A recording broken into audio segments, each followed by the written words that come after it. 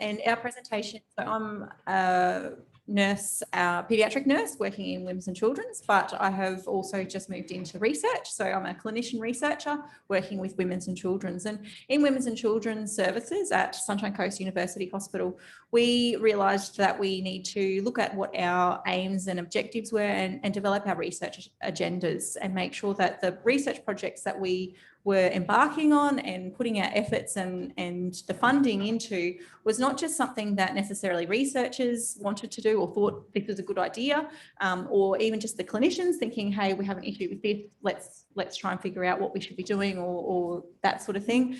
We realised that research is a lengthy process and can be quite costly as well. And so we want to make sure that the projects and the funding that we were receiving was going to something that would make a difference for the consumers and those lives that the research would ultimately affect, both our consumers and our clinicians. So we set about with an aim to develop our research priorities for women's and children's. And we knew that we needed to have some consumer input on that process, knowing that our research needed to be focused on what could influence their lives. And we chatted with Graham, and he's like, I have a great opportunity for you if you'd like to present to the CREG. And so unfortunately, none of our research team were actually available on the dates that CREG were going to meet, but we were able to do a recording of our project and then present that to CREG. And then they were able to, thanks to COVID, one positive thing that's came out of COVID, we're also used to now meeting on Teams and Zoom and in tele kind of means. And so we were able to record that presentation that I had for them, and then their responses, they were able to record that. So I was then able to watch that presentation afterwards, and as a team we were able to go through their suggestions. And it was really awesome to be able to have that opportunity to present to CREG and have the perspectives from consumers. And as both Carl and Lauren has highlighted, as researchers and as clinicians, we often think that we have the right terminology that's going to be understood by consumers, but then when we actually present it to consumers, they're like, hang on, what's that mean, or what's that word? And we're like, oh, we thought you would have known. Like it sort of becomes an accepted norm that, well, we know what these words are, and so we expect everyone, because everyone in our circles understand what we're talking about. And then all of a sudden we realise, actually, no, we need to make sure that the way that we're presenting the questions or the terminology is relevant. So from the feedback that CREG was able to give us, we have been able to ensure that from the start of designing our research project, we have had consumers involved in their input. And excitingly, we've now got consumers on as co-investigators for our project. So they are being able to influence and help us to make sure that we have got the right audience, that we're targeting these. So we're going to be doing a survey to be able to try and understand what our priorities need to be for women's and children's research projects. And from that, I suppose, again, as Lauren sort of mentioned, it's helped as a clinician and as a researcher to understand that we need to involve consumers in everything that we do from the beginning in designing it, so that we don't have our own ideas of this is the best way that we think it should work. It's actually going to work with the consumers and be able to get the best response rate and the best outcomes that we want for our projects. So yeah, CREG's been really exciting, and I'm sure that once we have our research priorities and develop more projects, we're going to be able to utilise the resources that so many different consumers bring from CREG to be able to ensure that our future projects as well are targeting in the right areas and making a difference where we need to be making a difference. Thank you, Roni. And now, my next question is one that goes to both Brad and Janet. And I will ask Janet to speak first. And the question is, how could this approach be used more broadly? Our research. Yeah, thanks, Margaret. Thanks. Yeah, look, I think we were all very excited about this project that you came to us, because, as you've heard from the other speakers, Okay, sorry. Microphone techniques obviously needs work. When Roni first came to us, it was a bit of a different project and at a different stage to some of the other projects that we've talked about. And I think Brad mentioned that a lot of projects that come before CREG ones that have already been identified, and the researcher is some way down the track to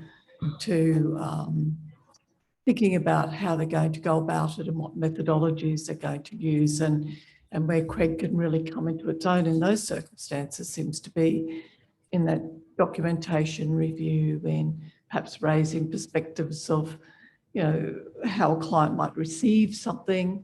Might seem obvious to the clinician, but maybe isn't so obvious to we lay people.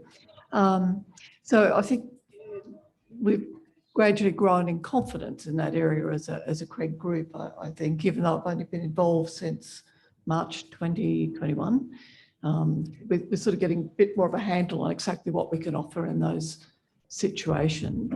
But Roni's was an interesting one because it's in the terms of reference. There is a term of reference around setting priorities and research priorities for the HHS and commenting on research priorities. And we're often asked to provide letters of support for projects for funding purposes when they're going off to NMRC or somewhere else to try and attract funding. So I think you should probably sort of hit the nail on the head in one sense, in that the CREG group is able to take it so far in being able to provide feedback on some of the things that consumers might consider important, but it really opens up the question of how do we get a much larger group of consumers involved in setting priorities. So I think we realised that in that space, as a smaller group, sometimes there's a happy accident. You know, a few of us had tendinopathy for Carl, and so we had some particularly strong views on that. But there are other things that none of us have had any kind of personal lived experience of, either directly or within our extended families or people we know. So we're really, it's more just that document review, health literacy type feedback. But in Lauren's case, in terms of setting broader research priorities and the relative merit of one agenda over another or one project over another, I think we're probably at the point where we're realising that needs, the role of CREG is perhaps about how do we engage a broader group of consumers. And while there may be some benefit in being sort of having some consistent people involved in, like the reference group or the steering group, really at a priority setting level, we need a much broader number of voices. And that's easier said. I think the other thing that really stands out for me, that's really easy. Well, not really easy, but it's certainly easier for those clinicians who see clients regularly or patients regularly over a period of time and build some sort of relationship with them. But that's not the case for all services.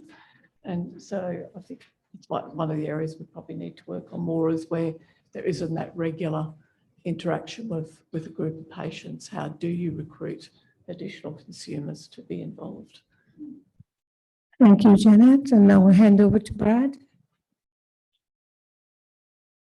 It's working? Okay. Yes, it is. It's working. Thank you.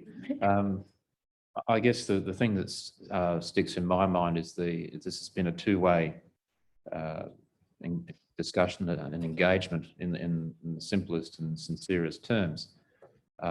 People on the consumers on the committee and the researchers on the committee have both grown and learnt and developed, and this is 2 years into it, so it's still relatively early days. How do we increase the role of consumers in the prioritisation of research at a local level? I think that's going to be tested over time and it'll work itself out. I don't have an immediate answer or suggestion on that, but you've seen the value impacts of this process for a small number of projects that we're presenting today. As this takes hold and grows and develops, I think we'll have more to report on in another couple of years' time. I don't have a definite answer for how that happens, except there's goodwill and there's experience and engagement, and it's, to me, it sort of meets the definition of engagement in its simplest terms. So I'm very grateful to the members of the CREG for their participation. I'm very grateful to our researchers who've embraced this concept, because traditionally what you would do if you're working in other areas, you might have a large research program and you might have your own particular ways of speaking to consumers or engaging consumers. And it may be that they were previously involved and they're out of health now and working somewhere else. I don't know about the merits of that, but I think this is a meritorious approach. You know, we've got more to do in terms of evaluating it, but it just feels right to me. It just feels that we're doing the right thing. The challenge will be in resourcing this as our research program grows, and how we get and ensure that consumer voice is heard in the development of research across our HHS service. So it's a bit of a moving feast, a bit of a tangly thing, but I'm sure that we'll get there. And I should also say thank you to Graham and Cherie, who brought that technical experience around engagement and underpinning our processes with strong terms of reference, governance, meetings, and capturing everything. Just all that takes work, and that's hard work. It takes time and resources. So I'm very grateful to them as well. Thank you, Brad. And at this time, we are open to questions from the audience and online. May I please ask that, in recognition of the time constraint, that you keep them precise and to the point, please. Thank you. Yes.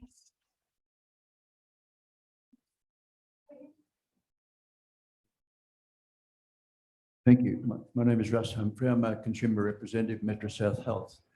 My question is, with research, and we look at consumers being the final outcome of research, and that you now evaluate the role of consumers with research, what incentive programs have you got to engage with consumers and reimbursement? Graham? So they all get a free car. So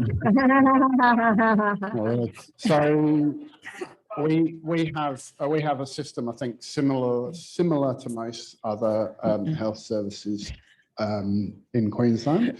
With we actually, for online engagement, we normally issue gift vouchers as a thank you. Not all consumers choose to have them. They prefer to volunteer and say, no, I don't need it. We don't tend to use the phrase incentive, I suppose, because we prefer to, the procedure in the bureaucracy that we use, we call valuing consumer engagement, as opposed to reimbursement or incentivizing. It's just about showing that we value the input that people provide. So yeah, that's in a short answer. We give them a gift voucher for a supermarket, which we do all online, as the meetings are as well. Hope that answers your question. Mm-hmm. Thank you, Graham. Kia ora koutou. My name is Rebecca Bear, and I am the new Policy Director for Mental Health Lived Experience Queensland. So I'm here representing them today. I'm also a participatory researcher, and one of our strongest sort of interests and inquiries at the peak is around what we could loosely call diversity and inclusion in lived experience and consumer groups. And you know, from that participatory perspective, we're thinking about democracy, emancipation, liberating the people who the research affects the most, as you know, as you've identified. I'm just wondering how you approach holding space, if you like, for the most perhaps marginalised, disadvantaged, firstly, perhaps from an Indigenous rights perspective first, First Nations people, and you know, the complexity around intersectionality there, and how you're getting voices of representation and input and co-design and co-creation that we would all like to see. I pass this to Brad, please. As chair. I think Brad's passed it back without He's even passed touching it. it back. That's We okay. call it the hospital ball in Yeah. England, and it seems appropriate. Yeah, so that's actually one of the biggest challenges. I was sitting with another colleague who's here today, yesterday, looking at our strategy for consumer engagement in general, and it's been a consistent challenge throughout the time I've been working in this space. We have Aboriginal and Torres Strait Islander members of our consumer engagement register, and in fact, one of them is a PhD and publishes quite frequently. She didn't necessarily choose to join the CREG, but probably due to time commitments as much as interest. So it's probably an area that we're lacking in within that specific committee, but not throughout all of it. We have actually just recently had a presentation from our emergency department, who are developing a Metro North and Sunshine Coast Hospital and Health Service project that's looking specifically at, essentially, if you've heard of the NHS 15 Steps program, it's looking at putting a different lens on that and trying to reinterpret the methodology for people, for Aboriginal and Torres Strait Islander people. So the CREG have been involved in that, but they were quite quick to say we can't really bring that perspective to it, but we strongly recommend that you go out and speak to people who can. So possibly, what we've talked about here today is governance and terms of reference and quite dry bureaucratic constructs that create our space, and maybe that isn't the right type of space for various demographics in our community, to be honest. I would be happy to admit that. Yeah. Hi, thanks so much for sharing about the CREG. It's a fantastic initiative. I'm Amber from Metro South Health, and I've got a question for the researchers. It sort of carries on from a similar theme to what was just asked, but from a clinician's point of view, how do you convince staff that the CREG's a great place to start, given that perhaps the mix of the consumer group don't necessarily have the lived experience that you're involved in? Because I know that that's often a stigma attached to how consumers should be involved. But I think it's actually, this structure is actually bigger than that. But I'd love to hear perspective from the clinician. Thank you, Lauren. You want me to answer that? Thank Yeah. you. I think because, obviously Roni and I both work with quite distinct population groups. So we would do targeted consumer engagement around projects that we're interested in. Beck and I have been involved in one that's quite a distinct population group, so we will also do that, but at early stages of research. But I think the advantage of the CREG is that it's embedded in the health service and it's accessible. So for a clinician who's not practiced in working with consumers at that level, which, let's acknowledge that we're not really taught how to do that. And even in my research career, this has changed dramatically. And I do think the funding bodies have had a fair bit to do with that, hospital accreditation and so forth. But I do think because it's embedded in the health service, so it becomes this expectation that as a researcher, as a clinician, that a really good point of call, and even as a resource, is something like CREG, where you can have that generic review and some really useful feedback and endorsement and enthusiasm, and then it can be taken to a more appropriate, specific group. And that's certainly what I've done. And I think there's enough room and value in having both those steps. Because I think it's also the consumers have shared today of how much they get out of this process as well. So I think it does, and it just gives it a platform. It makes it public. It's embedded in the governance of the health service. It just becomes something that we do as usual business. And that's what I would really say does that answer your question? Yeah. It makes a distinct difference. And I think that's important because that's something that I want to bring back to my health service. So thank you. Thank you, Lauren. And at this point, yes. Hi, sorry, Natasha Malstrom. I am a health consumer. I've been around the traps for about 7 or so years. Yeah, forever. Thank you. So the last couple of years with different engagement opportunities I've been involved in has really, I've been kind of pushing my own wheelbarrow, I guess, which is at the end of the day, as mentioned, consumers are the end goals of research and health service delivery. Yeah. So if consumers aren't involved in the research, which informs the governance and the rest of the way down, then are we actually meeting the needs of our communities? Right. I had the opportunity last week, the week before, to be at a round table with the Assistant Minister for Mental Health and Suicide Prevention. And I flagged that at her table and told her that that was her remit, that we need to have consumers involved in research, and she's the funding body and she needs to be putting her money where her mouth is and having consumers there. So what I've heard from today is that it is really important to consumers and researchers to meet the needs of the population. So I guess my call to action is for everybody in the room here. If you have an opportunity to sit with your ministers or write a letter to your ministers, consumers, we can do this. We can form a little group together. We don't need the HHS to do it. We can do this. If it's important to us, we don't have to go through the bureaucratic steps. We can jump all the tables. We can jump the executives and the board. Like, we need to let them know what we're doing. Of course, that's no disrespect at all. But if we want our voices up with the ministers, we have to stop waiting for invitations and start to invite ourselves. Thank you. And at this point, I will ask Graham to explain how you or anyone else who might be thinking of joining a consumer group can become involved. Thank you, Graham. Yeah, well, I suspect most people here already know. I'd say all HHSs around Queensland have a fairly similar system to the one that we have, which is on our public webpage. There's a form you can fill out. It might be an online form, there might be a phone number, there might be an email address, but certainly you can do that.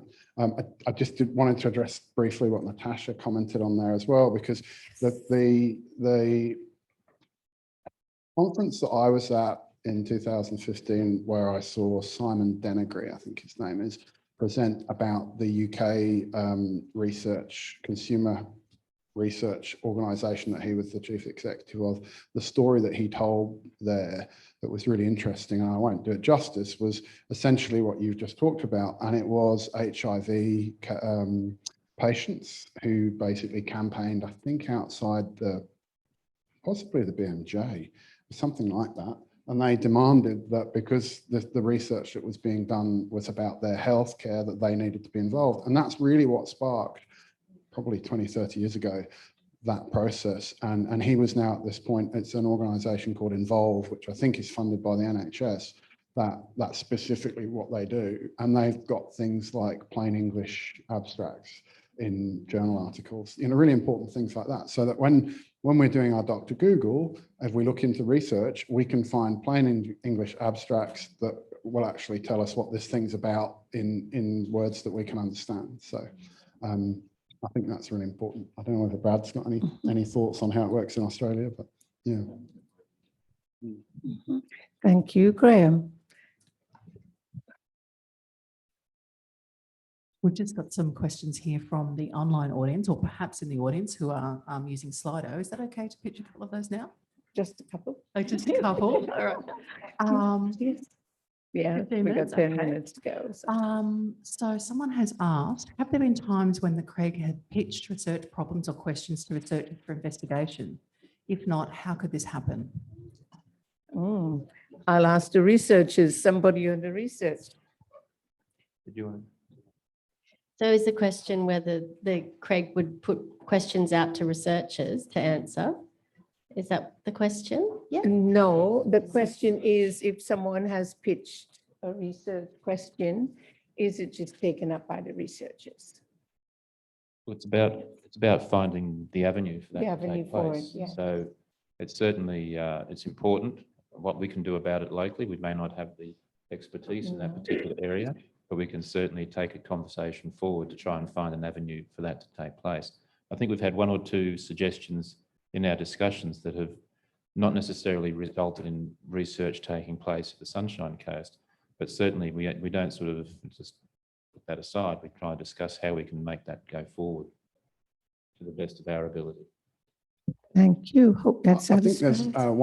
we have had a couple of times that's happened, and I think one issue might be, and this is an education thing, I suppose, for all of us, is there isn't a line of people necessarily who in a hospital who are saying, oh, I want to research something. Someone give me an idea. It tends to obviously be the other way around. Someone really wants to research a particular topic, and so it comes in that way. But the way I think of it is if we start with the research priority setting where consumers are involved in that, then you can start those discussions that mean that it's actually a collaboration between consumers and researchers that frames the question that they then go on to research on. So I think, as Brad was saying, we're still evolving. I think that will be something, maybe for next year and the year after. Thank you both. Just one more. One more, yep. Janet touched on the tension between the specific and the general. When is it necessary for a research project to have its own advisory group versus drawing on the CREG? Brad, that's for you. I don't think there's anything written in stone about that. This is still evolving. Certainly at a national level, there's strong guidance around the involvement of consumers in research. So it becomes imperative to do that. But from our experience, it's been about the learning and the great addition and development to the research question and how we conduct the research. So I suppose we're approaching it from a grassroots, ground up approach rather than a get on and do this and make sure you do it sort of thing. And I think in that spirit, that's what's been so productive about it, because it is that level of engagement. I'm not sure that I've answered the question. Oh, well, it's not my question. I'm just reading it out, I'm afraid. So I would say so. Good. Should we ask one more or one more? Okay.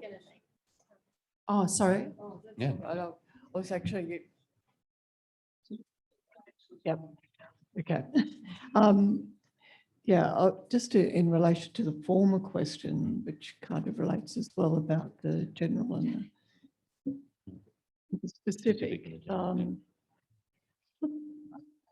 I think one of the opportunities, and we've certainly had those discussions about pitching ideas and how do we go about that and what would that involve and what sort of prep do you need in terms of understanding the challenges that clinicians are facing out there, because that's normally the challenges or the opportunity to do better that gives rise to a project.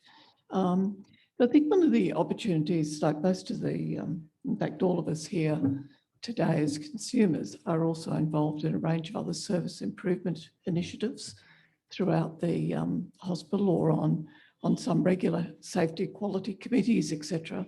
And I think I certainly have had the opportunity in those contexts to say, have you thought about formalising this and writing it up as a, doing actual research rather than just a service improvement project.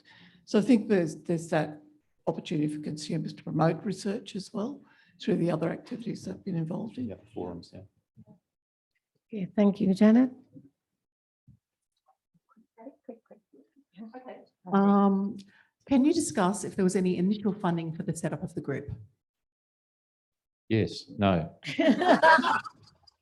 Excellent. Thank you very much. That's covered all aspects. Yeah. And is there any concern, or have you addressed any concerns regarding liability for consumers involved? That's from Alana. I don't know if Alana's here in the audience or online. What kind of liability?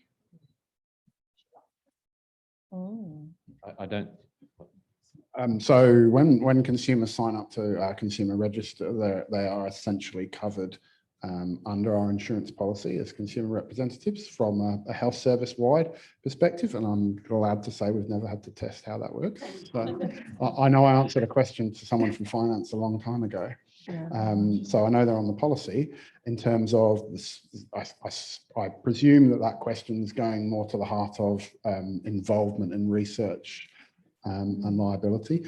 I guess potentially because, as you may have picked up from at least two of the researchers today, they're not actually employees in our health service. We've had people presenting who, whilst they might be an employee in our health service, they're actually doing research through a university in a different location. So, you know, maybe that's actually a good question for us to dig into.